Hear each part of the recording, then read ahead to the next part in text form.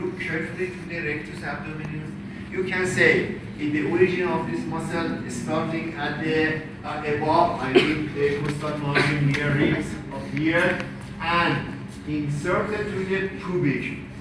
And then it may be you find in some text that say that it is starting from here, the origin is here, and inserted at this point. There is no difference. Origin being above or down. But the point is here that rectus abdominis has three intertendinous section. The most lower one is at the level of umbilicus.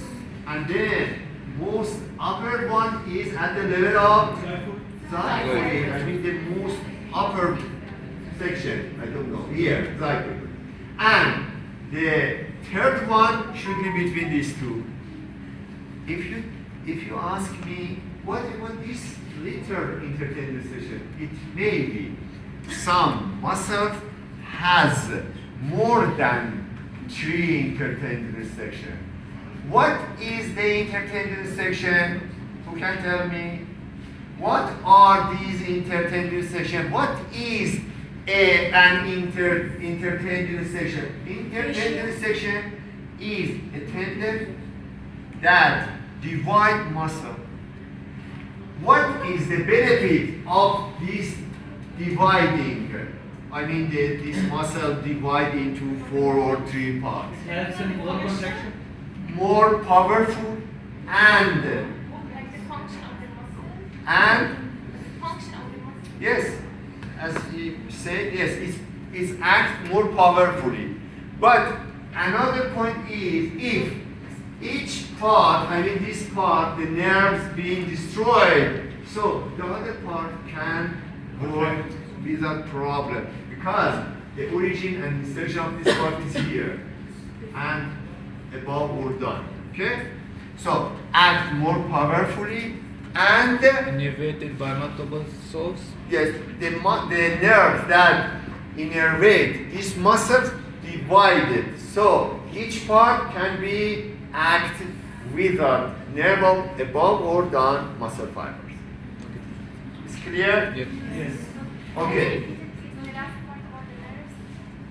The last, can you please repeat the last word that I used? Whisper. The muscle, this muscle on each side, because of the length of this muscle, if it divides by the intertendinous section, it acts more powerfully, and if each part can act by special nerve of that part. If the nerve of this part being destroyed, there's no problem. The above one can have action. Yeah. Yes?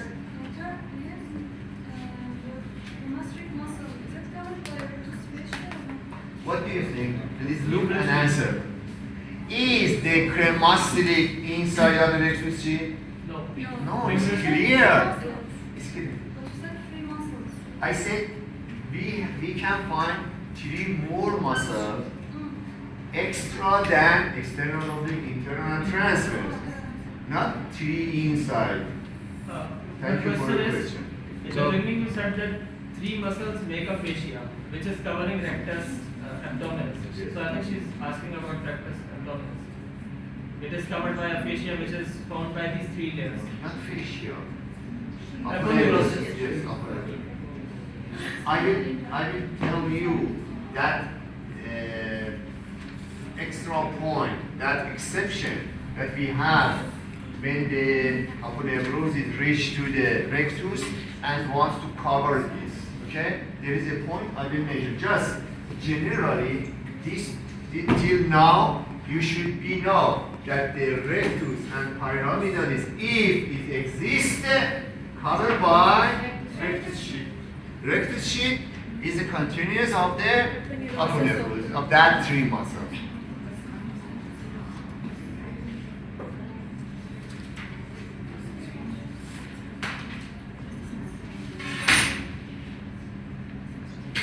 Here goes a bit close and show you the muscle fibers that make muscular. And so this that finally comes up and again join to the anterior wall of the abdomen. So if you ask me about the function of the cremasteric, I said cremasteric muscle, if we contracted, help the testes that come up and be close to the body, because the philosophy of the testes that come down and reach to the scrotum back to the temperature. In female, the ovary stay at the pelvic, but in male, they should come down and reach to the scrotum. So the cremasteric muscles determine the temperature of the testes, because in special temperature they can work and make sperm. Okay. This action is voluntary or involuntary? What do you think? It should be involuntary. Yes. Now look here. In this slide, he remove and make a cut through the rectus abdominis. So when we made a cut, that we never made this section in dissecting room, we do something else to show you the behind of the rectus abdominis. Please look carefully at the left side here. Completely release the rectus abdominis by the sheet that covered this. But at the right side, as you see here, he made a cut here and removed the lower part of the rectus abdominis. What happened? What do you see here? What happened? Then? When we remove the rectus abdominis, look here, rectus abdominis, behind of the rectus abdominis, we accepted to find something that I mentioned, you know. Look here. When we remove the lower part or some parts of the rectus abdominis exactly at the lower part, then we can see this artery. What is this? Inferior epigastric. Don't forget, as I mentioned you before, inferior epigastric start or originated from the external iliac artery, and then behind of the transverse fascia reach to this point, I mean exactly to the posterior wall of the rectus abdominis, and then pierce the fascia transversus. Look here, please. Here you cannot easily see these vessels. But here at this point, when it pierces the fascia transversus, you can see here. Could you please tell me which tissue do we have here?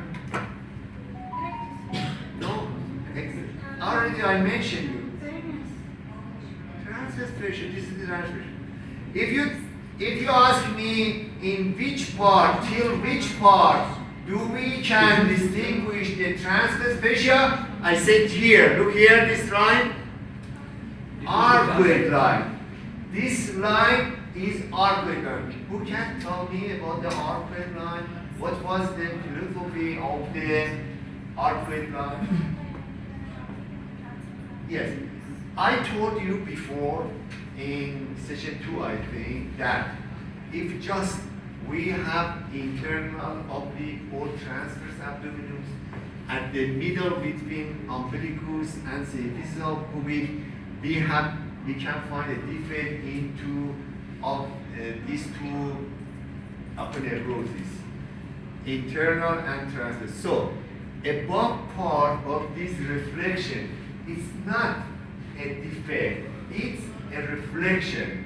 Reflection of what? Aponeurosis of these two muscles. So below than the arcuate line that show you the reflection of the aponeurosis of internal and transverse abdominis, just we can push point to the transverse fascia, because behind of the transverse abdominis we reach to the transverse fascia. So this should be transverse fascia. Now, what is your question? Which part is not clear that you forget about? What about arcuate line? You say yes, yes. What about arcuate? It's not a reflection. Can you explain again this part? Yes, at the point you made arcuate line is not a reflection, but a reflection of the Reflection. Which Yeah, of yes. the aponeurosis? I told you it's a reflection. Remain. We reach to that rule about the femoral sheath. Then it should be realized. Just now, till now, if you be aware that the arcuate line show reflection of the what does mean reflection? Means change direction. Yes? For example, it's trying to go to the midline here, but suddenly change the direction. We say reflected. Okay? So this line, as I mentioned you before, and I told you, it's a defect. Now, I say that this one is a reflection of aponeurosis. Which muscles? Internal oblique transverse. Excellent. Just two of them. Internal oblique and transverse. These two muscles, aponeurosis of these two muscles, because they reflect, change the direction, so make arcuate line. Below that the arcuate line, which tissue do we have? Why transverse fascia? Why?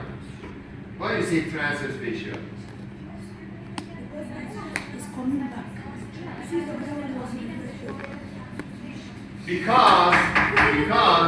Because here below the arcuate line, aponeurosis of these two muscles being reflected. So it means we have not a continuous of these aponeurosis.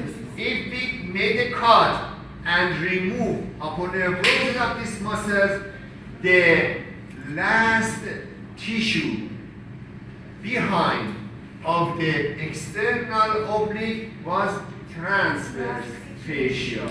If I made a cut through the transverse fascia, we reach to Peritoneum. peritoneum. Excellent. Please discuss to each other about this because we have a very important point here.